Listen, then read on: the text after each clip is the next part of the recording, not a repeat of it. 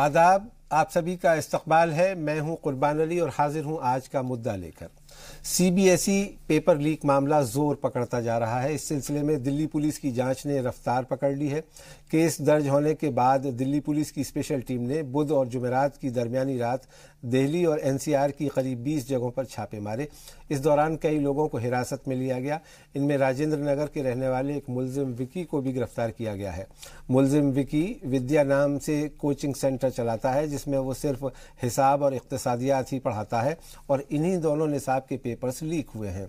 CBSE की 10वीं का मैथ का पर्चा जो कल ही हुआ था वो अब रद्द हो गया है, जबकि 26 मार्च को हुआ 12वीं का इकोनॉमिक्स का पेपर भी रद्द हो गया है। सीबीएसई ने पेपर लीक होने की वजह से ऐलान किया है कि 12वीं का इकोनॉमिक्स और 10वीं का मैथ का इम्तहान दोबारा होगा।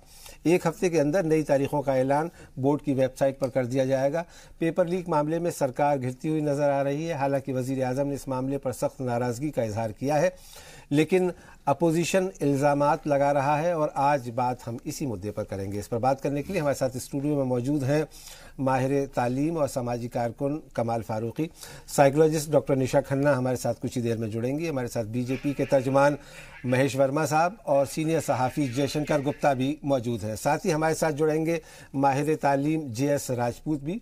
लेकिन आज का मुद्दा शुरू करें उससे पहले देख लेते हैं इस वक्त की सुर्खियाँ।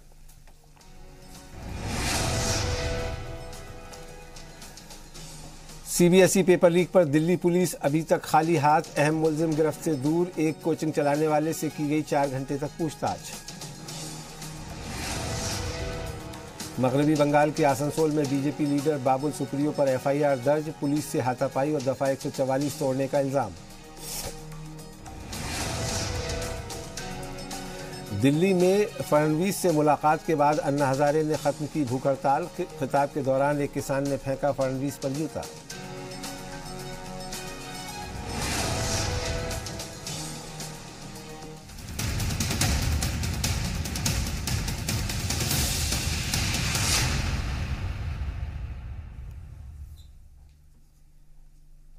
और अब बात आज के मुद्दे की। सीबीएसई के 10वीं के मैथ और 12वीं के इकोनॉमिक्स का पेपर लीक होने और फिर से इम्तहान कराए जाने को लेकर तलबा और वालिदैन में गुस्सा है। जंतर मंतर पर सीबीएसई के फैसले के खिलाफ एहतजाज भी हुआ। आइए देखते हैं ये खास रिपोर्ट।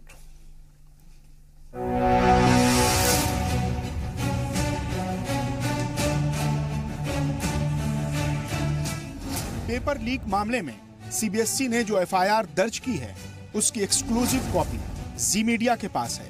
इस FIR में लिखा गया है कि सीबीएसई को पता चला कि पेपर लीक हो चुके हैं और व्हाट्सएप ग्रुप पर भेजे जा रहे हैं। 23 मार्च शाम 4:22 पर सीबीएसई को पेपर लीक की शिकायत मिली। तो अब सवाल उठने लगा है कि जब पहले ही इत्तला मिल चुकी थी तो क्या बोर्ड को इम्तिहान शुरू होने से पहले पर्चा रद्द नहीं कर देना चाहिए था।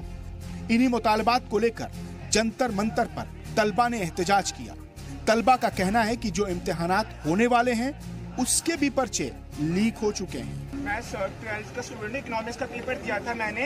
अगर आप अपनी आप गलती मानो ना, 28 लाख बच्चे हिंदुस्तान में पेपर दे रहा, वो सब तो वापस थोड़ी देंगे अपना पेपर। अगर करना है सारे कंडक्ट करो आप रीटेस्ट, नहीं तो हमें रिटर्न में प्रूफ दो कि पेपर कैसा आएगा। बच्चे डर रहे, डिफिकल्ट आ जाए, वो फेल हो जाए। अभी भी क्या श्योरिटी की पेपर दोबारा लीक नहीं होगा?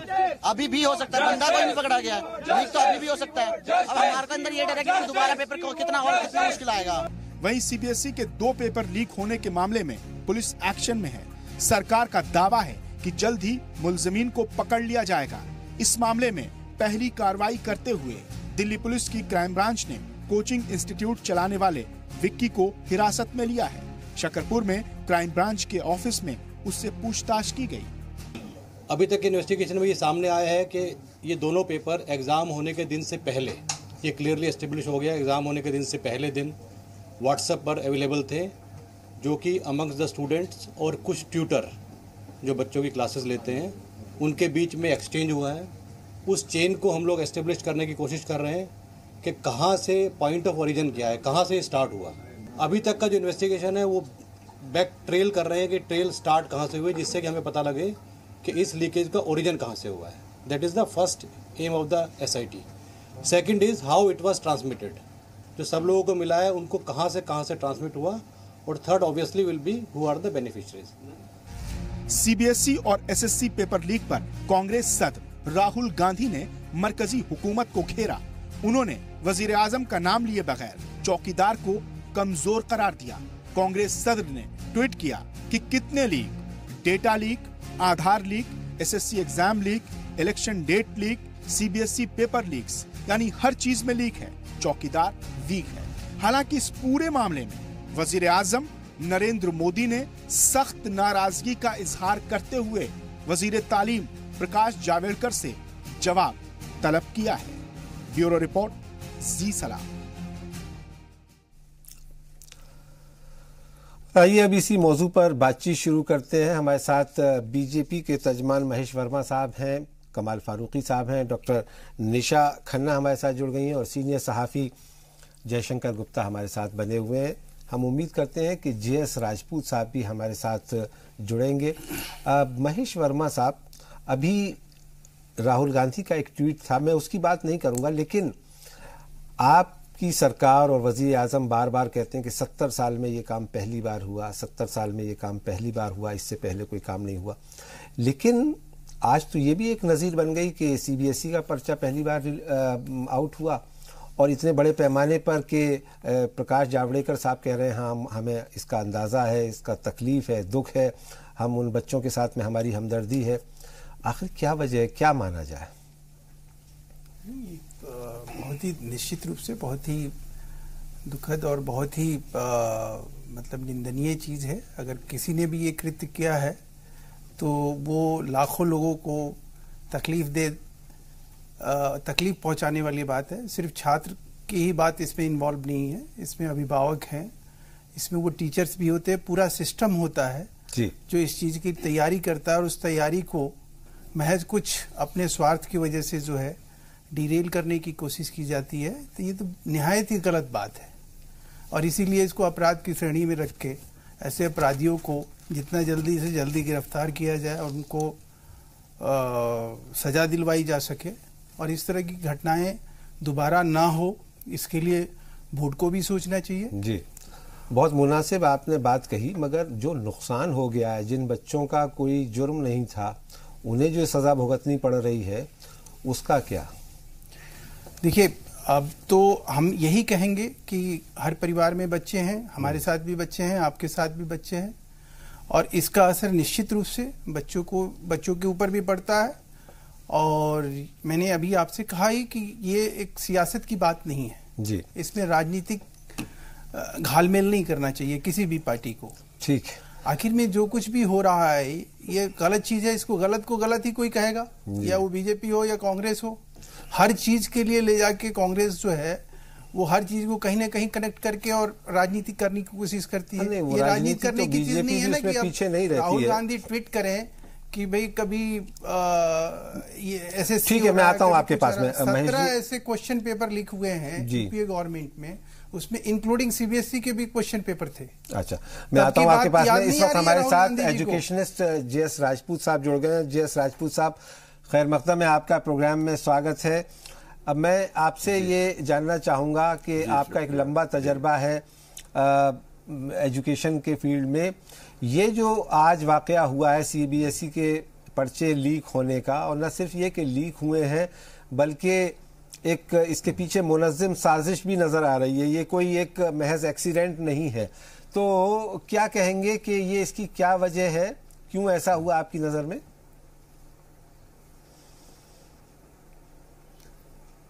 देखिए, आपने कहा मुझे तजुर्बा है और वो है, मैंने देखा है कि कैसे धीरे धीरे सारी जो हमारी हालात थे उनको खराब किया गया। मैं तो 1962 में एमएससी पास किया था। उस समय तो ऐसा बहुत मुश्किल से कहीं सुनाई देता था कि कोई पर्चा कहीं लीक हुआ हो, तुरंत सॉल्व हो जाता था। धीरे धीरे हमने ये कापियां कुंजियां बिकनी शुरू कर दी, कोचिंग इंस्टीट्यूशन बढ़ने शुरू हुए, और सबसे बड़ा आज भी इस बात का कारण अगर आप ढूंढे तो ये है कि जब हमने महाराष्ट्र से शुरू हुआ, हर एक एमपी एमएलए को दे दिया गया तुम एक मेडिकल कॉलेज खोल लो, तुम एक बीएड कॉलेज खोल लो, तुम एक इंजीनियरिंग कॉलेज खोल लो, और वो साउथ से चलते चलते हर जगह पहुंच गया। जिस देश में अलीगढ़ मुस्लिम यूनिवर्सिटी बनी, जिसमें बीएचयू बनी, जहां पर कोई सोच नहीं सकता था कि वो कोई व्यापार हो रहा है, वहां पर ये व्यापारीकरण शुरू हुआ और किया राजनेताओं ने है। ये बात मैं बिल्कुल कहना चाहता हूं। जो हुआ धीरे धीरे वो बढ़ता गया, आज वो यहाँ पहुंच गया। क्या नौकरियों के लिए 4-4 साल लगते हैं परीक्षा परिणाम निकलने में जी, उनका रिजल्ट नहीं निकलता, बच्चे उनकी जिंदगी खराब होती है।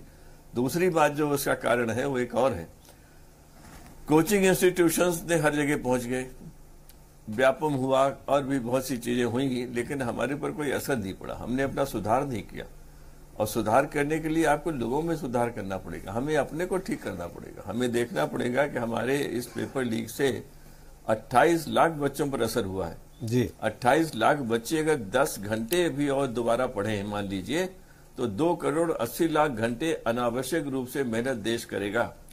इस तरह हमें सोचना चाहिए। हर बच्चे के साथ परिवार के, हमारे यहाँ बड़े बड़े परिवार हैं ज्यादातर अभी भी, और परिवार के साथ 2-2, 3-3 जुड़े होते, कम से कम 20 लोग दुखी हैं जी। मैं एक ग्रैंडफादर हूं और मैंने अपनी ग्रैंड डॉटर को कल शाम को देखा है जो इसमें आ गई है कि कितनी खुश थी वो, मतलब जब तक उसको पता नहीं लगा था कि पेपर लीक हुआ है। जनाब, हमें इंस्टीट्यूशंस की साख बढ़ानी चाहिए, उनकी क्रेडिबिलिटी कम हो गई है। हमें ढूंढ के ऐसे लोग जाने चाहिए जो ये महसूस करें जी कि उनके एक छोटी सी गलती से, उनके छोटे से आलस से लाखों बच्चों पर असर पड़ता है, वो होना चाहिए। मैं ये बात बार बार दोहराता हूं कि सीबीएसई के जो काम थे जिसके लिए बनाई गई थी, उसका काम था सेकेंडरी एजुकेशन में क्वालिटी बढ़ाना, वहां पर स्किल्स डेवलप करना, वहां वैल्यू एजुकेशन करना। अब वो वैल्यू एजुकेशन के सवाल तो पूछते हैं, लेकिन जब परीक्षा करनी होती है तो वैल्यू एजुकेशन में अपने आप ही फेल हो जाते हैं जी। उसकी और वजह है। मैं जो शिक्षा के क्षेत्र में हूं, मैं जानता हूं कि सीबीएसई के पास एकेडमिक सपोर्ट लगभग नहीं है। वो 25 जगह के परीक्षाएं कराते हैं जी, ये उनका काम था ही नहीं। ठीक है, राजपूत साहब आप रहे हमारे साथ। हमारे इस सरकार ने जी नेशनल टेस्टिंग स्कीम बना ली है और उससे कम से कम सीबीएसई अब सही रास्ते पर आएगी। जी जी, मैं आता हूं आपके पास में, आप रहे, मेरी आपसे ये गुजारिश है।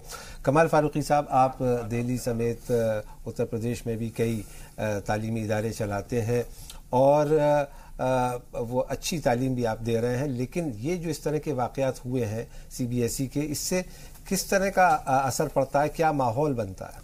देखिए, ये बहुत ही बदकिस्मती की बात है कि राजपूत साहब ने कुछ चीज़ों की तरफ इशारा किया और उन्होंने सीबीएसई की तरफ इशारा किया, लेकिन मैं समझता हूँ कि इसमें सबसे बड़ा कल्प्रिट जो है वो सीबीएसई है। उसकी वजह यह है कि पूरा सिस्टम उनके पास मौजूद है और उनको पहले इस मामले के अंदर होशियार रहना चाहिए था। अब कल जो मैथमेटिक्स का पर्चा लीक हुआ है, उससे पहले इकोनॉमिक्स का पर्चा लीक हुआ था। उस वक्त क्यों नहीं जा गई है, जब इनको उसी वक्त होशियार हो जाना चाहिए था कि इतने खतरनाक चीज़ है, जबकि उसको बहुत लाइटली लिया गया था। ऐसा लिया गया था कि जैसे वो कोई बहुत लीक नहीं हुआ है। अब आज के जो उनका जो प्रेस रिलीज है, वो भी अगर आप पढ़ें तो उसको प्रेस रिलीज के अंदर अभी भी वो कोई इतना श्योर नहीं है। जैसे कि उनका अगर लैंग्वेज पढ़ें आप तो उसको लगेगा कि जैसे अभी भी दे आर इनटू डाउट कि ऐसा हुआ है कि नहीं हुआ है। और ये 28 लाख का मामला नहीं है, बेसिकली ये पूरे नेशन का जो यूथ है उसका डिमोरलाइजेशन का सवाल है। अब मैं कल इत्तेफाक की बात यह है कि अपने बच्चों से मालूम कर रहा था कि मैथमेटिक्स है, तो सब खुश नजर आ रहे थे, बहुत खुश थे वो लोग, अच्छे पेपर हुए हमारे, ठीक हुए, मेहनत हमारी कबूल। अब वो फिर दोबारा अगर उसी पेपर को भी फिर दोबारा देने जाएंगे तो डिमोरलाइज हो चुके होंगे वो। तो हमको ये लगता है कि सिस्टम फेल्योर बहुत बड़ा है और ये सिस्टम फेल्योर के अंदर सिर्फ इससे काम नहीं चलेगा कि हमारे ऑनरेबल प्राइम मिनिस्टर कंसर्न हुए और एकदम से उन्होंने कहा कि भाई क्या हो रहा है, लेकिन उससे पहले ऑनरेबल प्राइम मिनिस्टर से पहले ही जब पहला इकोनॉमिक्स का पेपर हुआ था उस वक्त लोगों को होशियार हो जाना चाहिए था। तो अब इसकी भी क्या गारंटी है कि अभी जो बाद में जो पेपर आने वाले, जैसे एक बच्चे ने कहा कि इस बात की क्या गारंटी है कि वो पेपर लीक नहीं होगा। इसका मतलब यह है कि लोगों का कॉन्फिडेंस, अब ये जो लोगों का कॉन्फिडेंस हमारी जो बेसिक इंस्टीट्यूशंस है, अब जैसे मेरे भाई ने कहा, मैं बिल्कुल पॉलिटिकल उसके अंदर नहीं डिस्कस करना चाह रहा, लेकिन जब सिस्टम फेलियर हो रहा हूं, बैंकिंग सिस्टम फेलियर हो रहा हो, हमारा एजुकेशन सिस्टम फेलियर हो रहा हो, हम लोग मसे कि वो क्वालिटी एजुकेशन नहीं दे पा रहे हैं। एक जमाना वो था कि हमारे बच्चे जब यहां से अमेरिका वगैरह जाते थे तो वो, बल्कि आपको याद होगा कि एक ऑनरेबल प्रेसिडेंट ने कहा था कि beware of the Indian children because they were taking every control of the entire. अब हमारे यहाँ बिल्कुल उल्टा हो रहा है। अब ये सिस्टम जो होगा, हमको इसको इस डैमेज को रिपेयर करने में बहुत बड़ा टाइम लगेगा और हमको ऐसा लगता है कि इसमें मेनी हेड्स शुड रोल और इसमें हमको बहुत सोच समझकर, जैसे पॉलिटिक्स को इसमें अलग रखना चाहिए, लेकिन उसके बावजूद कहीं ना कहीं आपको जिम्मेदार तो किसी न किसी को बनना पड़ेगा। डॉक्टर निशा खन्ना हमारे साथ हैं, आप साइकोलॉजिस्ट हैं। निशा जी, अभी बात हो रही थी, कमाल फारूकी साहब ने कहा कि बच्चे बड़े डिमोरलाइज हो रहे हैं, राजपूत साहब ने भी उसकी तरफ इशारा किया। 28 लाख बच्चों का जो फ्यूचर है, जो मुस्तकबिल है, वो एक तरह से दांव पे लग गया है। किस तरह का असर बच्चों पे होता है आपकी नज़र में? ज़रा आप अपने नुक्ता नज़र से बताएं, अपने पॉइंट ऑफ व्यू से। देखिए, अगर बच्चों पर इसका असर तो डेफिनेटली एक ही चीज़ की मेहनत करना और दोबारा उस चीज़ की मेहनत करना, उसमें डेफिनेटली मेहनत लगती है। जैसे कि डीमोरलाइजेशन की बात करी तो मैं ये बोलूँगी मॉरल वैल्यूज़ तो समाज में गिर ही रही हैं, चाहे वो कि जितने भी क्राइम हो रहे हैं, चाहे हम जब भी जितनी भी बातें करते हैं। अगर इस चीज़ को अगर हम एक और तरीके से देखें तो ये कहीं ना कहीं एक प्रेशर और इन्फ्लुएंस का काम भी करता है। अगर हम बात करें बड़े स्केल पर, अगर एक सिस्टम में गड़बड़ी हुई है जिसकी वजह से पेपर लीक हुए हैं, तो कहीं ना कहीं वो लीकेज जो हुई है वो मनी के चक्कर में भी हुई है, पैसे के चक्कर में हुई है, या सिस्टम को या समाज को नुकसान पहुंचाने के जरिए से हुई है। तो ऐसे लोगों का एक जुट है जो समाज की ग्रोथ नहीं चाहता, जो आने वाली यंग जनरेशन की ग्रोथ नहीं चाहता। तो डेफिनेटली बच्चों पर स्ट्रेस लेवल तो बनता है, और ऑलरेडी हम बच्चों को मेजर कैसे करते हैं उनके एकेडमिक्स पर देखकर।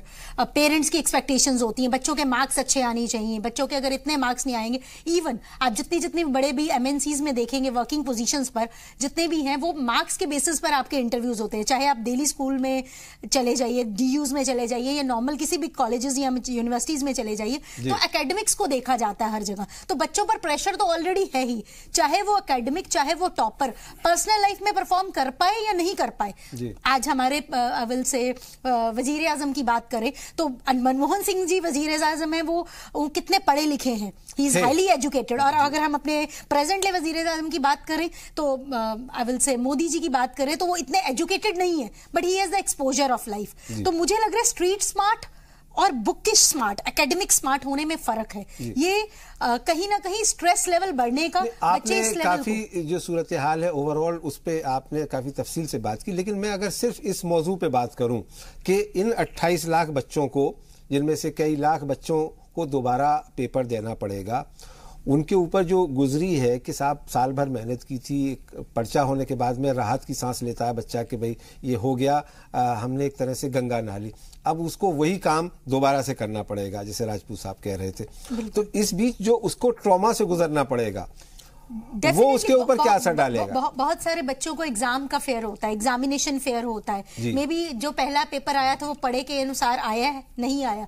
और किसी चीज को दोबारा रिपीट करना। मुझे इसमें एक चीज लगती है कि अगर किसी के लिए ज्यादा फेयरफुल है एग्जाम्स, तो उस बच्चे को और ज्यादा प्रॉब्लम होगी। बट अगर किसी ने थॉरली स्टडी किया है तो शायद उसके लिए एग्जाम देना आसान होगा। बट डेफिनेटली एक टाइम जो स्पेंड हो जाए, कहते हैं बीता गया वापस हाथ नहीं आता, तो जो बीता इन्वेस्टमेंट वो कर चुके हैं उस एग्जाम और उस पेपर को देने के लिए, उस एग्जाम के लिए उनको दोबारा मेहनत करनी, वो तो डेफिनेटली है। वो उतने घंटे, उतनी पढ़ाई जो उन्होंने सारा साल करी, तो एक बहुत बड़े लेवल पर स्ट्रेस का आता है, क्योंकि बच्चों ने अपना प्लान कर रखा होता है कि अब मैं छुट्टियों के बाद ये करना है, वो करना है। तो पूरा एक सिस्टम में डिस्ट्रप्टिव रूटीन में चेंज आ गया कि इस एग्जाम को हमें दोबारा करना पड़ेगा। और जैसे कि आपने बोला कि ये एक पेपर नहीं, 2 पेपर है, जो कि रिसेंटली दोबारा भी ये हुआ है। तो मुझे वही लग रहा है कि ये बता रहे हैं बच्चों को भी कि हमारा सिस्टम किस तरफ जा रहा है। ठीक है, आप रहे, मैं दोबारा आऊंगा आपके पास। जयशंकर गुप्ता साहब, आपका सहाफत का एक लंबा तजर्बा है, उसके अलावा आप अपनी स्टूडेंट लाइफ में स्टूडेंट लीडर भी रहे हैं।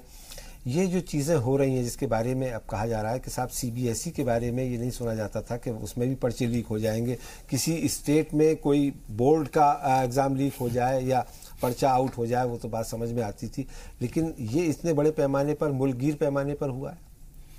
हाँ, यकीनन थोड़ा असंभव की बात तो जरूर है जी, क्योंकि देखिए अभी राजपूत साहब भी कह रहे थे कि शुरुआत तो पहले से हो रही थी, बीच बीच में कभी कभी जैसे गैस पेपर्स चलते थे, उस समय हम लोगों के जमाने में भी कोई दिनेश गैस पेपर छापता था, कोई कुछ, तो उसकी कहीं ना कहीं किसी लेवल पे मिली भगत होती थी। और जितने कोचिंग इंस्टीट्यूट्स जो बन रहे हैं तो उसमें भी उनकी जो खासियत यही होती है कि पास ज्यादा कराते हैं, अच्छे मार्क्स से जाते हैं, वो कंपटीशन में कराते हैं। लेकिन सबसे बड़ी बात क्या है कि इसमें, इस मामले में जो CBSE का जो पर्चा लीक हुआ है, अभी और कितने पर्चे लीक होंगे पता नहीं है। अभी तो 2 ही पेपर्स हुए हैं, 3 पेपर्स हुए हैं, उसके बाद क्या क्या होगा उसका कुछ पता नहीं है। इसको प्रधानमंत्री ने काफी गंभीरता से लिया है। शिक्षा मंत्री ने कहा है कि साहब हमको रात भर नींद नहीं आई, लेकिन CBSE के चेयरमैन कहाँ हैं? सीबीएसई कितना गंभीर अपनी परीक्षाओं को लेकर, हमने तो कहीं पढ़ा कि वो अवकाश पर हैं। तो परीक्षाएं हो रही हैं देश में और सीबीएसई का चेयरमैन की चेयरमैन जो भी हैं वो छुट्टियां बिता रहे हों, तो इससे अधिक मतलब नॉन सीरियस बात और क्या हो सकती है। और बच्चों के भविष्य की बात है। देखिए अभी इसी के बाद तुरंत जब परीक्षाएं हो जाएंगी तो जो 12वीं के छात्र होंगे उनको इंजीनियरिंग है, मेडिकल है, बहुत सारी परीक्षाओं की भी तैयारी करनी होती है, उनके भी एग्जाम्स देने होंगे और एडमिशन्स भी लेना होगा आगे की कक्षाओं में। अब पता नहीं ये जो रद्द हुए पर्चे हैं इनका फिर से कब इम्तिहान लिया जाएगा, कब होगा वो। अभी कहा जा रहा है कि पीर या मंगल के रोज इसका ऐलान किया जाएगा। हाँ, अभी ऐलान किया जाएगा। अच्छा, बाकी जो पर्चे बचे हुए हैं उनकी भी तैयारियां बच्चों को करना होगा। अब जो क्वेश्चन आए थे इस बार जिसको उन्होंने सॉल्व किया, जो संतोष जाहिर कर रहे थे लोग, इत्मीनान जाहिर कर रहे थे, अब आने वाले जो अगला पर्चा आएगा फिर वही मैथमेटिक्स और इकोनॉमिक्स का, वो किस तरह का होगा। क्या ये जो पर्चा आया हुआ उसी में से होगा कुछ होगा या फिर कुछ अलग ढंग का होगा, इससे ज्यादा टफ होगा। तो मतलब इस तरह के सवाल तो उठते ही रहते हैं दिमाग में। और देखिए सबसे बड़ी बात क्या है, दुर्भाग्यपूर्ण यह है कि महेश ठीक कर रहे थे, इसको राजनीति का विषय नहीं बनाना चाहिए, लेकिन एक पर एक ऐसी घटनाएं होती जा रही हैं। एसएसबी की परीक्षाओं में धांधली हो रही है साहब, छात्र आंदोलन कर रहे हैं, सीबीआई केस भी कर रही है तो उस भी ढंग से नहीं कर रही है, जो एक जुडिशियल देखरेख में होनी चाहिए, न्यायिक देखरेख में होनी चाहिए, वो जांच नहीं होने जा रही है। फिर अभी तुरंत पता लगा कि साहब वो चुनाव आयोग की डेट लीक हो गई, पता लगा कि साहब वो आधार कार्ड का डाटा लीक हो गया, पता लगा कि साहब डेटा कार्ड कई विदेशी एजेंसियों के पास हमारे चले गए। ये पूरा लीक का सीजन चल रहा है, लीक का सीजन चल रहा है। दूसरी तरफ हमारा चौकीदार जो वीक नजर आ रहा है। भाई चौकीदार की ड्यूटी क्या है, अगर आपके रहते ही हो रहा है, अगर आपके पहले भी हुआ होगा, हो सकता है महेश भाई सही कर रहे होंगे कि यूपीए के रिजीम में भी हुआ होगा या उसके पहले इंदिरा गांधी के रिजीम में हुआ, नेहरू के जमाने में भी हुआ होगा, उससे मतलब नहीं है। हमने आपको रहबरी सौंपी थी कि आप एक अच्छे चौकीदार साबित होंगे और आपके जमाने में इस तरह की स्थिति नहीं आएगी कि नौजवान जो रोजगार के लिए आगे जाके भटकेगा, अभी परीक्षाओं में ही उलझ के रह जाएगा कि एक परीक्षा दे चुका है फिर दूसरे उसी पर्चे को फिर से दोबारा देना पड़ेगा, वो कब होगा उसका भी पता नहीं है उसको। तो ये बातें जरूर कहीं ना कहीं तो मनोबल गिराएंगी नौजवानों को, और इसको कहीं ना कहीं से इसको देखना होगा, किसी को जिम्मेदारी लेनी होगी। मतलब अगर हमारे मानव संसाधन विकास मंत्री को रात भर नींद नहीं आ रही है तो उनको खोज करना चाहिए कि उनके सीबीएसई के चेयरमैन कहाँ है और उनकी कोई जिम्मेदारी बनती है कि नहीं बनती है। आखिर में किसी पर तो 28 लाख बच्चों का भविष्य का निर्धारण करना ही पड़ेगा ना। जी एस राजपूत साहब, मैं आपके पास आऊंगा, लेकिन यहाँ हमें रुकना होगा एक छोटे से ब्रेक के लिए। जल्द हाजिर होते हैं जी सलाम पर। प्राइम टाइम शो आज का मुद्दा जारी है और हम बात कर रहे हैं इसमें सीबीएसई के जो पर्चे लीक हुए हैं, आउट हुए हैं, उनके बारे में, और इसके लिए किसकी जिम्मेदारी, किस पर जिम्मेदारी आयद की जानी चाहिए, किसको इसके लिए सजा मिलनी चाहिए, इस पर और तफसील से बात करेंगे। लेकिन फिलहाल एक छोटा सा वक्फा।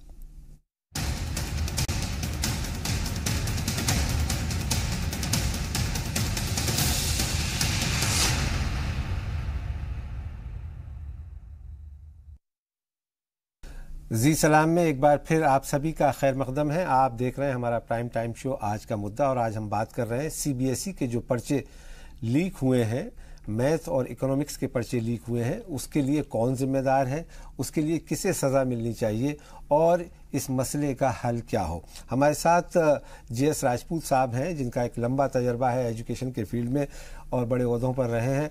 राजपूत साहब, अभी बात ये हो रही थी, शुरुआत भी आपसे हुई थी, आपने कहा था कि इसके लिए जिम्मेदारी आयद की जानी चाहिए, और अभी जयशंकर गुप्ता साहब और कमाल फारूकी साहब भी कह रहे थे कि जिम्मेदारी आयद होनी चाहिए।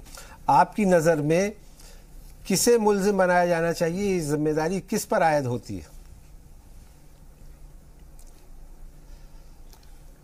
जयशंकर गुप्ता जी ने तो दायरा बहुत लंबा चौड़ा कर दिया था, उधर तो मैं नहीं जाऊंगा, लेकिन मैं तो एजुकेशन इंस्टीट्यूशंस में रहा हूं और मैं बहुत स्पष्ट कहना चाहता हूं कि सीबीएसई को अपनी जिम्मेदारी लेनी चाहिए। उन्हें खुले मन से आकर के कहना चाहिए कि हाँ उनसे गलती हुई है। वे मॉरल वैल्यूज की बात करते हैं, हर सब्जेक्ट में वैल्यूज के बारे में सवाल पूछते हैं।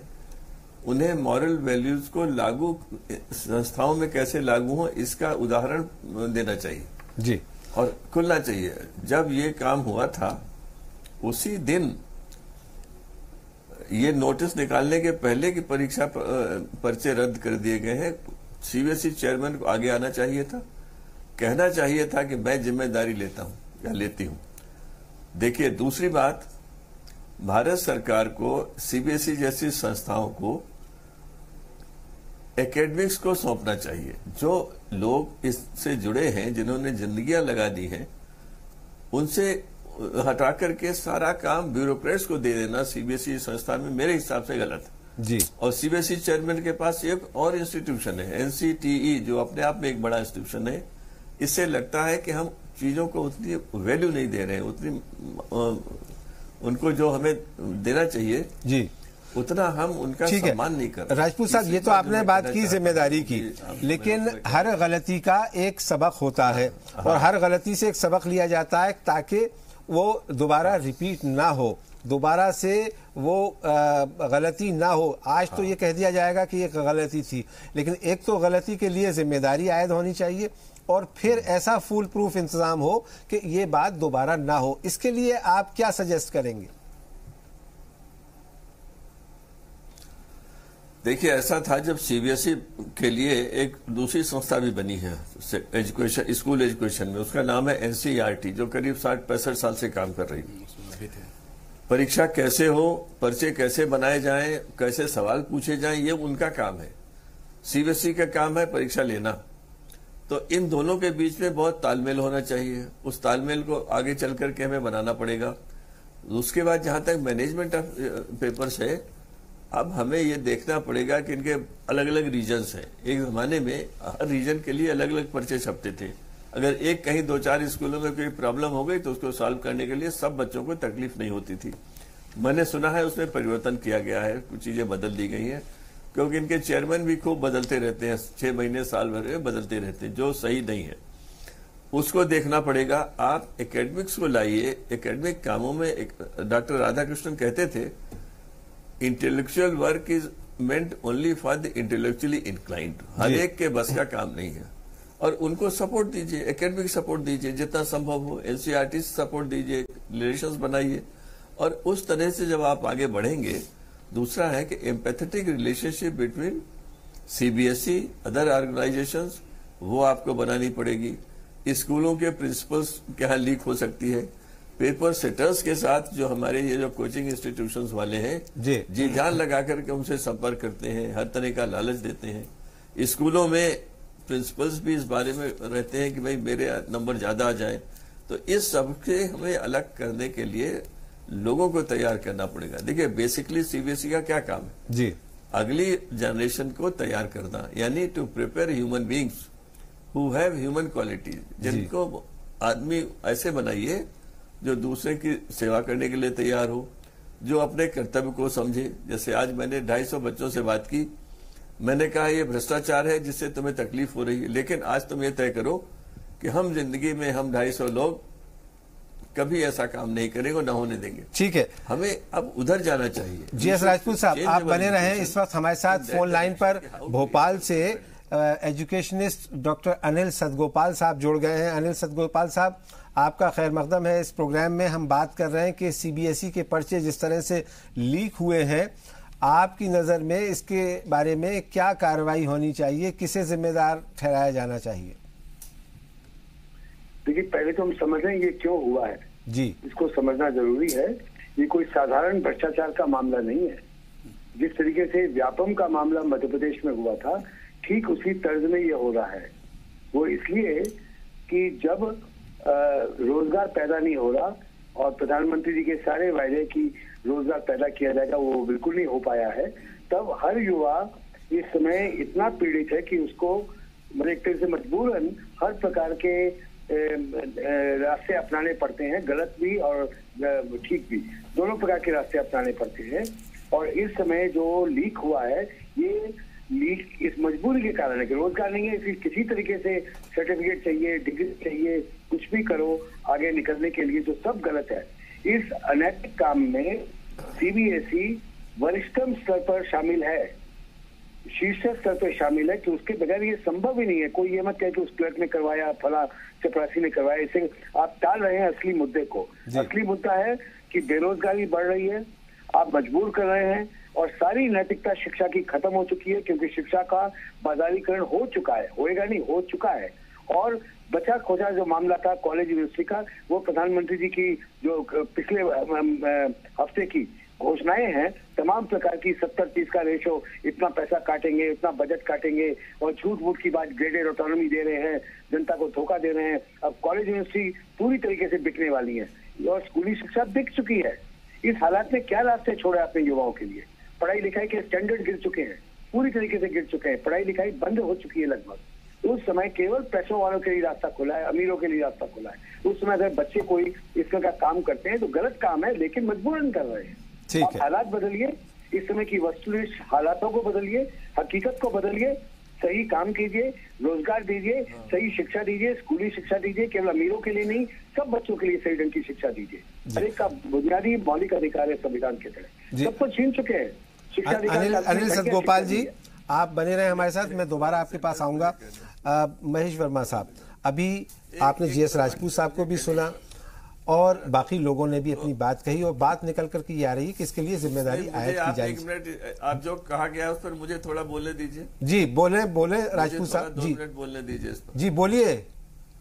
हाँ, मुझे सिर्फ ये कहना है कि अनिल सतगोपाल जी का मैं बहुत सम्मान करता हूँ जी, उनकी चिंताएं बहुत फैली हुई हैं, लेकिन इन 28 लाख बच्चों में कोई भी इसके लिए जिम्मेदार नहीं है। उनकी बातचीत से ऐसा लग रहा था कि बच्चे हर काम करेंगे। जी नहीं, बच्चों ने ऐसा कुछ नहीं किया है कि जिसके कारण परीक्षा परिणाम, हम बड़ों ने किया है, उनके ऊपर करिए, उनकी पता करिए। हम इनकॉम्पिटेंट हो सकते हैं ना, ठीक है, तो लायक नहीं हो सकते हैं, लेकिन सारी समस्याओं का समाधान इस बहस में नहीं। ये बहस बहुत सीमित है। पर्चा लीक हुआ है, बच्चों पर बहुत खराब असर पड़ा है, सारे देश में आक्रोश है, आइंदा ऐसा न हो, ये हमारी एक जरूरत है। बस महेश वर्मा साहब, आप कह रहे थे कि इस पर राजनीति नहीं होनी चाहिए, मैं आपकी इस बात की कदर करता हूं, लेकिन सवाल ये है कि जो गवर्नमेंट ऑफ द डे है, जो लोग सत्ता में बैठे हुए हैं, उनकी भी तो ये जिम्मेदारी बनती है कि ये चीजें ना हो, और अगर हुई हैं तो उसके लिए जो लोग जिम्मेदार हैं उनको सैक किया जाना चाहिए, डिसमिस किया जाना चाहिए, उनके खिलाफ मुकदमे होने चाहिए। अभी पुलिस ने एफआईआर दर्ज की है, लेकिन हम चाहते हैं कि, और पूरा देश देखना चाहता है कि उस पर कार्रवाई हो। तो क्या इस सिलसिले में आप कोई भरोसा दिलाना चाहेंगे? कुर्बान साहब, ये बात जो आप कह रहे हैं जी, इससे पहले मैं ये आपको कहना चाहूंगा कि आपने शुरू में एक बात कही कि इसका सॉल्यूशन क्या है जी। मुझे वो बड़ी बात आपकी अच्छी लगी कि एक आदमी कम से कम ये पूछ रहा है कि भाई ये आइंदा ना हो, ये कोई पहली बार घटना नहीं घटी है, हम इसकी पूरी मजम्मत करते हैं, निंदा करते हैं। ऐसे लोगों को मतलब जितनी सख्त से सख्त सजा दी जाए, ऐसे लोगों को जितना एक्सपोज किया जाए, इसके आगे पीछे ऊपर नीचे जो लोग भी हैं उनको पूरी तरह से उनको भी गिरफ्त में लिया जाए, उनकी भी जांच की जाए, वो सब बात ठीक है। एक जयशंकर भाई ने हमारे बात कही कि भाई प्रधानमंत्री फिक्रमंद हैं, एचआरडी मिनिस्टर को रात में नींद नहीं आई, और सीबीएसई चेयरमैन पता नहीं, बात एक सीबीएसई चेयरमैन तक की नहीं है, ये एक इंस्टीट्यूशन की बात है। जिस इंस्टीट्यूशन को बनाया गया उसका मैंडेट क्या था। बड़ी अजीब सी बात होती है जब कोई घटना घटती है तो हम ये नहीं सोचते इस घटना के पीछे कारण क्या है। मुझे याद है आज भी कि एक बार शिवराज पाटिल साहब से बीइंग ए जर्नलिस्ट में मिला और उनसे कहा कि साहब इस देश में मशरूम की तरह ये यूनिवर्सिटीज जो आप देख रहे हैं, इसका नतीजा क्या निकलेगा? कहीं राइट टू वर्क्स नहीं है। उस समय अर्जुन सिंह साहब एचआरडी मिनिस्टर थे, और आप लोग याद करिए कि उस समय इतनी सारी यूनिवर्सिटी खोल दी गई कि नौबत सीबीआई की जांच तक पहुंच गई। कई सारी यूनिवर्सिटीज जो है फेक निकली, कई पेपरों पे निकली, कई मतलब जिस तरह की चीजें शुरू की गई, हमारे एजुकेशन सिस्टम को जिस तरह से बनाया गया। हुजूर आला, हम सीबीएसई की बात कर रहे हैं। मैं सीबीएसई पे आप थोड़ा सा मुझे 1 मिनट के लिए और समय दीजिए। मैं आप ही की बात को कह रहा हूँ, मैं उसको उसी चीज से कनेक्ट करना चाह रहा हूँ ताकि आप सीबीएसई बनाई गई उसका जो मैंडेट था। सवाल ये कि ये जो एपिसोड हुआ है इसके लिए जी नहीं, आप बैकग्राउंड तो हम सबको मालूम है। अभी बैकग्राउंड जो है राजपूत साहब ने भी बताया, अनिल सतगोपाल साहब ने भी बताया। मुझे बोलने देंगे तभी मैं अपनी बात, आपने कुछ पूछा तो मुझे आप या तो जवाब देने दीजिए या मैं खामोश हो जाऊं। नहीं, जवाब आप अब उसके मैं वही कह रहा हूँ आपसे, सीबीएसई के ऊपर जो बोझ डाली गई है आज की डेट में, जितने स्कूल इसमें सीबीएसई में जितने स्कूल एफिलिएशन का जो काम किया, जैसे जयस राजपूत साहब ने एक बड़ी अच्छी बात कही कि आपने खोलने के लिए इतनी सारी स्कूलें खोल दी, और बोर्ड को जो है आपने, ये नाकाफी है कि उसमें एकेडमिक लोग नहीं है, अच्छे लोग नहीं है। आज की डेट में आईटी का जमाना है, तकनीक का जमाना है, उसको इस्तेमाल करने में गुरेज क्यों है, उसमें परहेज क्यों है? सीबीएसई को जो मैंडेट है आज के डेट में वो इस बात का है कि वो एग्जाम ले, इसके लिए जिम्मेदार कौन है? इसमें कहीं वही तय करेगी ना। इसमें कहीं हुकूमत की भी कोई जिम्मेदारी बनती है कि नहीं? हमारी जिम्मेवारी ये है कि हमसे साधन मांगी जाए, हमसे पैसा मांगा जाए, हमें कुछ बनाने के लिए कहा जाए कि आप तब्दील करिए हमारे मैंडेट को, हमारे कानून कायदे बदलिए। हम तो ये कह रहे हैं कि आज की डेट में जो कुछ भी हो रहा है उसको दुरुस्त करने के लिए हमने अगर ये बताइए, प्रधानमंत्री हमारे वजीर आजम ने अगर कह दिया कि हम इसके लिए फिक्रमंद हैं, हमारे अगर तो हमें इस पे यकीन कर लेना चाहिए और बस इसी पे संतोष कर लेना चाहिए। संतोष की बात नहीं है। जी जी, फिक्रमंद कोई जिम्मेदारी कहीं हुकूमत की भी कोई जिम्मेदारी होगी ना साहब। सर नहीं है ना जी। कमाल फारूकी देखिए, अब मैं ये महसूस करता हूँ कि मिनिस्टर को अगर रात में नींद नहीं आई, ये अपराध हो गया, गुनाह की श्रेणी में। गुनाह इसको छोड़िए क्योंकि हम किसी सियासत में नहीं घुसना चाह रहे हैं, लेकिन एक बात ये बता दें आपको कि एजुकेशन के अंदर जो करप्शन हुआ है और इतने बड़े पैमाने पर हुआ है, अभी हमारे भाई साहब ने मध्य प्रदेश की मिसाल दी। हम लोग एक्सपेक्ट कर रहे थे कि इसके ऊपर कोई डिटेल में कोई चीज निकल कर आएगी और जो मुजरिम है, इतना बड़ा पैमाने पर घोटाला हुआ है, लोगों ने खुदकुशी कर ली, कुछ भी कर लिया, किसी के कान पर जूं नहीं रिंग रही है। और वो चीफ मिनिस्टर भी अपने आप, मैं इसको बिल्कुल सुनिए, एक मिनट सर, देखिए सर, जब आप बात नहीं सर, जजमेंटल की बात मत बनिए। देखिए सर, आप ये तो देखिए कुर्बान भाई, अगर हमको बात नहीं करने, बात कहने दीजिए ना, उनकी बात आपने बात कर रहे थे, मैं नहीं बोला आपकी बात में। सवाल ये पैदा होता है कि देखिए, जो मुखिया होता है, जो जिम्मेदार होता है, सबसे पहले तो वो रिस्पॉन्सिबल है। भाई आप ये तो आप नहीं इनकार कर सकते कि भाई मध्य प्रदेश में इतना बड़ा घोटाला हुआ, कितने लोगों की जान गई, कितने लोग गए, रिजल्ट क्या निकला, एंड रिजल्ट क्या निकला? आप सीबीएसई के ताल्लुक से कह रहे हैं, अरे भाई सीबीएसई बहुत ही इंपॉर्टेंट ऑर्गेनाइजेशन है। हाँ जरूर बोलेगा, लेकिन बहुत इंपॉर्टेंट ऑर्गेनाइजेशन, क्योंकि अभी भी स्कूलों की जगह जरूरत बहुत है और सीबीएसई इंस्टीट्यूशन अपना अगर, और उसके पास मैंडेट है, उसको किसी नए मैंडेट की जरूरत नहीं है। सवाल ये पैदा हो रहा है अगर वो वहां पर काम नहीं हो रहा है, आपको ये बुरा लग रहा है, लेकिन चेयरमैन को पता होना चाहिए कि भाई क्यों गलत हो रहा है, उसकी सबसे पहले उसकी अकाउंटेबिलिटी होनी चाहिए। क्यों नहीं हो रही अकाउंटेबिलिटी? महेश जी बहुत मुख्तसर, क्योंकि मुझे बाकी पैनल के लोगों पर जाना है। कहना चाह रहा हूं कि व्यापम की तो जो आउटकम आएगा, उसकी सीबीआई जांच हो रही है, इंक्वायरी हो रही है, जो उसके लिए कल्प्रिट है उनको सजा मिलनी चाहिए। जी, कब तक? आपको याद है सपा गवर्नमेंट थी, मुलायम सिंह चीफ मिनिस्टर थे। सुन लीजिए पूरी बात। कमाल फारूकी साहब, आप बहुत अदब के साथ, आप बड़े हैं मेरे, हम लोग छोटे हैं, छोटी मुंह बड़ी बात, वो वाली किस्सा हो जाएगा। लेकिन मेरा एक कहना है आपसे, उस समय आगरा में, जयशंकर भाई आपको याद है कि उस समय आगरा में आंसर सीट जो है ना, जिसका लिखावट सुंदर था, उसको 100 में से 80 नंबर दिया जाता था और वो सब फेंके हुए मिले, और उसको सपा गवर्नमेंट ने, स्टेट गवर्नमेंट ने कहीं से भी किसी भी फिर आप पासिंग द बक और फिर पॉलिटिसाइज कर रहे हैं चीज को। मैं कुछ नहीं कह रहा हूं। नहीं, क्या कह रहे हैं आप, वो कहिए ना कि अगर व्यापम हो सकता है और व्यापम की तरह और भी जघन्य इस तरह की घटनाएं घट सकती है, तो वो जस्टिफाइड है। नहीं, उसके बारे में कुछ ना कहना, उसके बारे में कुछ ना डिस्कशन करना, ये मतलब ये कोई इसका समाधान नहीं। ये तो आपने फिर वही बात ना कि भाई क्योंकि दूसरे लोगों ने भी किया है तो ऐसा आज भी हो रहा है, ये बात ये निकल के आ रही है, इसमें ये ज्यादातर नहीं।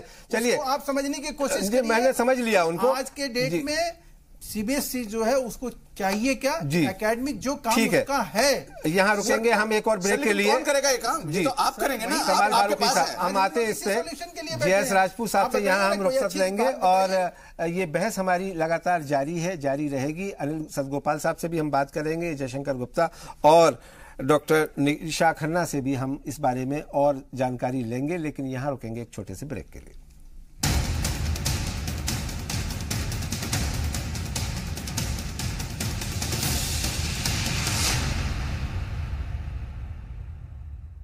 ब्रेक के बाद एक बार फिर आप सबका खैर मकदम है। हम बात कर रहे हैं आज का मुद्दा प्रोग्राम में कि सीबीएसई के पर्चे किस तरह से लीक हुए, क्यों लीक हुए, इसके लिए कौन जिम्मेदार है और इससे क्या सबक हासिल किया जाना चाहिए। इस वक्त हमारे साथ भोपाल से फोन लाइन पर माहिर तालीम डॉक्टर अनिल सदगोपाल साहब जुड़े हुए हैं। अनिल सदगोपाल साहब, मैं आपसे जानना चाहता हूं, आपने वजूहात की तरफ तो इशारा किया, लेकिन अब सवाल ये है कि ये एक वाकया हो गया है, ये एक हादसा हो गया है, इससे क्या सबक हासिल करें कि आइंदा इस तरह के मामले ना हो, ये पर्चे लीक होने का सिलसिला आखिर कब रुकेगा? देखिए, ये मैंने जैसे पहले कहा था, इसको व्यापम के पृष्ठभूमि में समझेंगे तो समझ जाएंगे। व्यापम क्यों हुआ और सीबीएसई का पेपर लीक क्यों हुआ? व्यापम इसलिए हुआ कि बेरोजगारी इस हद तक बढ़ गई कि अब युवा इतना परेशान है कि मजबूरी में कहीं से हाथ पांव मारे, या तो अपराधी बने या किसी तरीके से गड़बड़ करके व्यापम में निकल जाए। और सब छूट गए। आप तो जानते हैं व्यापम में किसी को कोई आरोप नहीं टिक पाया, सब उनको एक एक करके सब छोड़ दिया, ऊपर से लेके नीचे तक, और मंत्री संतरी सब छूट गए एक एक करके। तो ये होगा जब शिक्षा का बाजारीकरण करेंगे और साथ में बेरोजगारी होगी, तो आप युवाओं के सामने क्या विकल्प पेश करेंगे? सवाल आप ये बताइए, इसका हल क्या है अनिल सतगोपाल साहब? मैं तो कह रहा हूँ, हल बता रहा हूँ ना जी। एक तो बेरोजगारी खत्म कीजिए, जो इस सरकार बिल्कुल फेल हो चुकी है बेरोजगारी के नाम पर। नहीं, सीबीएसई के सिस्टम को, शिक्षा का बाजारीकरण बंद कीजिए। सीबीएसई के सिस्टम को किस तरह से बेहतर किया जा सकता है, ये बताइए। सारी बात को कह रहा हूँ, मेरी बात पूरी होने दीजिए। जब शिक्षा का बाजारीकरण होता है तो शैक्षिक संस्थाओं की जो नैतिकता होती है जमीन पे चली जाती है, खत्म हो जाती है। कोई विश्वसनीयता नहीं बचती शैक्षिक संस्थानों की, क्योंकि सीबीएसई बाजार को प्रमोट कर रहा है, नहीं कर रहा है? पूछिए, सारे प्राइवेट स्कूलों की मार्केट खड़ी कर दी है, बिल्कुल अक्षम होकर तमाशा देख रहा है। किताबें बेची जा रही हैं स्कूलों के द्वारा, यूनिफॉर्में बेची जा रही हैं, बड़े बड़े प्राइवेट स्कूल सीबीएसई से एफिलिएटेड दुकानें बन चुके हैं। जब आप ये करेंगे तो क्या विश्वसनीयता बची शैक्षिक संस्थानों की? जो थी वो सब खत्म हो गई। इसलिए वहाँ चोरी उचक्के होते हैं, सब गड़बड़ होती है। ठीक है, आप रहे अनिल जी, मैं आता हूँ आपके पास में। डॉक्टर निशा खन्ना, युवाओं की उम्मीदें, देखिए देश के युवाओं की उम्मीदें सपने चकनाचूर हो गए, कोई एक्शन नहीं लिया गया। ठीक है, फर्क होगा। आप रहे, मैं आता हूं दोबारा आपके पास में।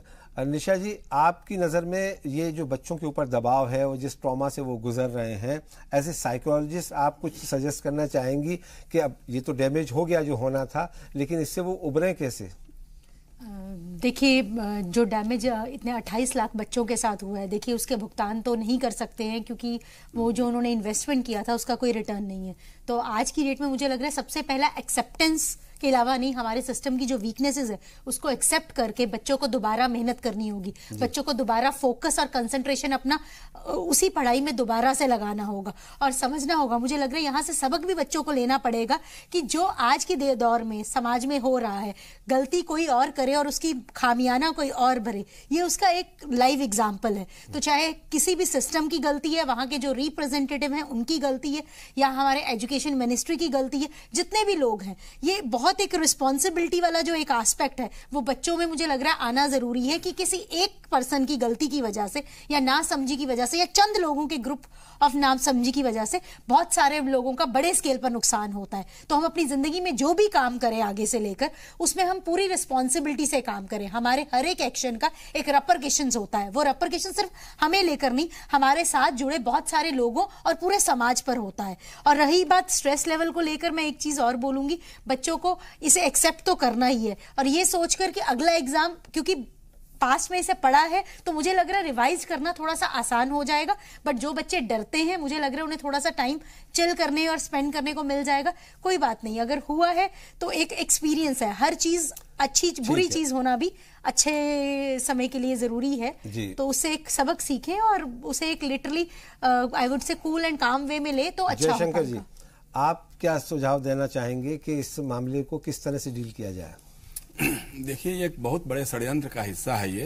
अभी जब मैं देख रहा था, अखबारी रिपोर्ट देख रहा था, पुलिस के अधिकारियों ने बताया कि जो लोग पकड़े गए हैं इसमें, जो लिए गए हैं, वो काफी पढ़े लिखे लोग हैं, काफी ये हैं। अगर वो चाहते तो इस तरह के काम में न लग करके अच्छी नौकरियां भी हासिल कर सकते थे, लेकिन वो इस तरह के काम में लगे। अब इसमें कहीं न कहीं जो एक बात हो रही है कि समाज के कुछ खास प्रभुत्व वाले तबके ही उच्च शिक्षा में जा सकते हैं। उनके पास अच्छे मार्क्स होंगे, वो नकल करेंगे, पर्चे खरीदेंगे, पर्चे लीक कराएंगे, लीक करा करके वो अच्छे मार्क्स लेकर के फिर जाकर के अपनी आगे की तालीम को हासिल करेंगे। आप देख रहे होंगे कि अभी 1-2 दिन पहले जो खबर आई है कि IIM की फीस कहां से कहां बढ़ा के कर दी गई। मतलब अब आम आदमी या मध्यम वर्ग का बच्चा भी कभी सोच नहीं सकता कि वो IIM में तालीम ले सकता है। और दूसरी बात यह है कि देखिए, इसमें कहीं ना कहीं आपको एक रिस्पांसिबिलिटी तो फिक्स करनी ही पड़ेगी, क्योंकि किसी क्लर्क के लेवल का मामला नहीं हो सकता है, इतने बड़े लेवल पे जो हुआ है। और मैं एक बात और कहना चाहता हूं, CBSE की खासियत रही है इस तरह के विवादों में अभी पिछली बार जब मैं देख रहा था कि सीबीएसई के जो चेयरमैन थे चतुर्वेदी साहब थे, आर के चतुर्वेदी, उनको विवादों के कारण हटाया गया और लाया किसको गया? गुजरात काडर से अनीता करवाल जी को लाया गया। अब सारी जो ये है योग्यताएं हैं, जैसा अभी राजपूत जी कह रहे थे, बहुत सही कह रहे थे कि शिक्षाविदों की तो बात ही नहीं है। अब तो हर मर्ज की दवा जो है वो आईएएस है, आईएएस अफसर है, और वो भी अगर खास तौर से गुजरात काडर का है तो फिर तो कोई बात ही नहीं हो सकती है, उससे अधिक तो कोई हो ही नहीं सकता है काबिल।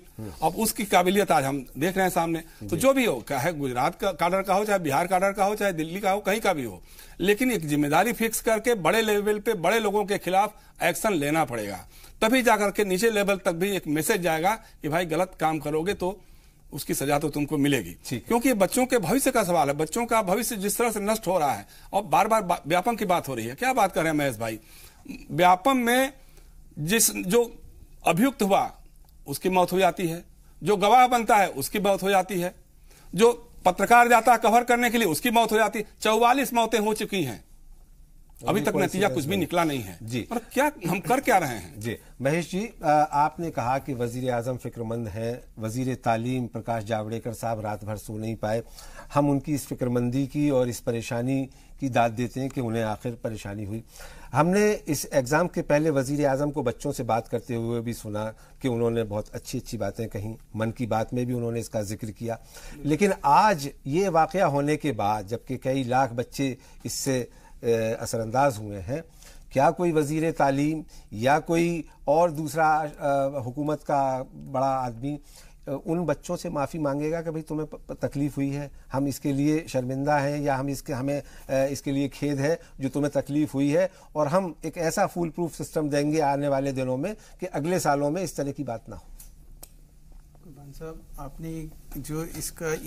आपने ये डिबेट का इनिशिएटिव लिया ना, आज मैं कई टीवी पे देख रहा था, लेकिन मैं इस बात के लिए आपको धन्यवाद करूंगा कि आपने कम से कम उन चीजों, उस इशू को आपने अपने यहाँ नहीं लिया जो आए दिन आप देखते रहते हैं। पॉलिटिकल होता है तो ये फलाना क्या कह रहा है, उसने ट्वीट पर क्या कहा, और उसने आज आपने एक बहुत ही मतलब गंभीर मुद्दे को, और बहुत इम्पोर्टेंट हम सब के लिए मतलब जरूरी जी, चूंकि हम सब के घरों में जो है बच्चे हैं, उनके ऊपर, और हमारे शिक्षा सिस्टम, शिक्षा और स्वास्थ्य को लेकर हमारे देश में अब तक जो है ना, ये एक नजरिया रहा है कि भाई पहले रोजी रोटी, पहले वक्त कम है। हाँ, मेरे सवाल का जवाब मैं आपका यही कहना चाह रहा हूं कि देखिए, ये जो कुछ भी है, जो कुछ भी हुआ है, इसका मजम्मत होना चाहिए, इसका कोई ना कोई तोड़ निकालना चाहिए, और इसमें हमारी फिक्र इसी बात की है, हमारी परेशानी इसी बात की है कि हम जिन बच्चों को आज प्रोत्साहित कर रहे थे, उत्साहित कर रहे थे, उनको जो है ऐसे कल्प्रिट और ऐसे लोग आके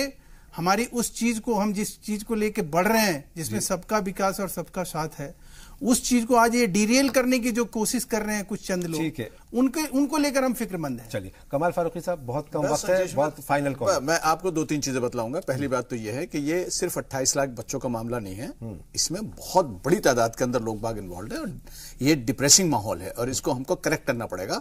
और जैसे मेरी बहन ने बतलाया, बिल्कुल हमको अपने बच्चों को साथ लेकर उनका मॉरल अप करना पड़ेगा। उसी के साथ साथ हमको भी करना पड़ेगा कि कुछ चीजें ऐसी हैं जो नजर आनी चाहिए।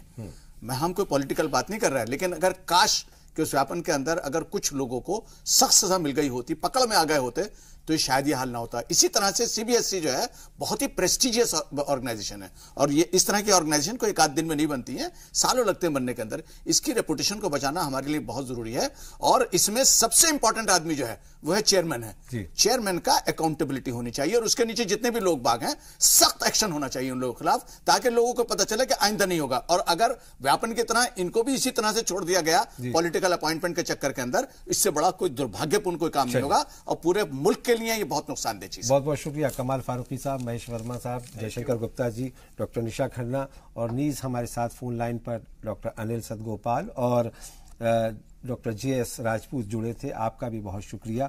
तो मेरे साथ आज का मुद्दा में इतना ही, लेकिन जाने से पहले मैं भी इतनी ये बात ज़रूर कहना चाहूँगा कि एजुकेशन, बच्चों का फ्यूचर, मुस्तकबिल इस वक्त तारीक नज़र आता है, और उसको अगर हम बेहतर नहीं करेंगे तो हम अपने मुल्क की, अपनी कौम की एक बेहतर मुस्तकबिल की उम्मीद नहीं कर सकते। मुझे इजाज़त दीजिए, आदाब।